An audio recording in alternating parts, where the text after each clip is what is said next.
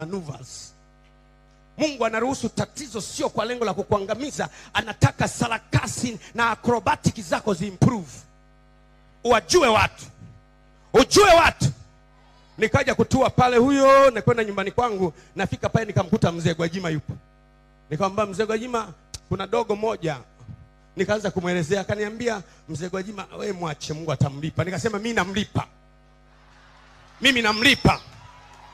Mzee Gwajima akasema hapana, mwache, Mungu atamlipa. Nikasema mimi ndio Mungu namlipa. Usidanganywe na mtu.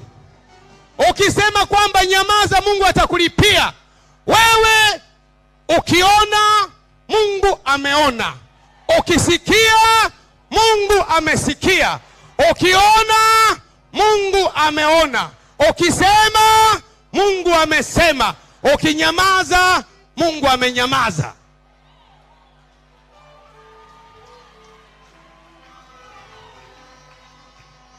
Nikupe siri. Mtu akikupiga, mpige mara 100 mpaka kaonyeshe na wazazi wake.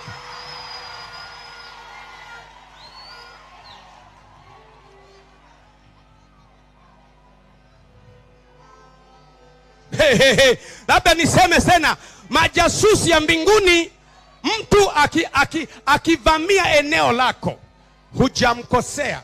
Maana anaanza kuongelea mchumba wako.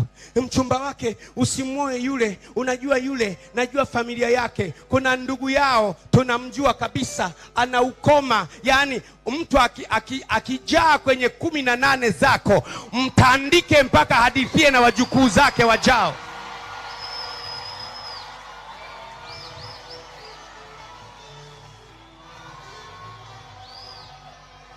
Narudia tena. Muwe wapole kama hua, lakini muwe wajanja kama nyoka.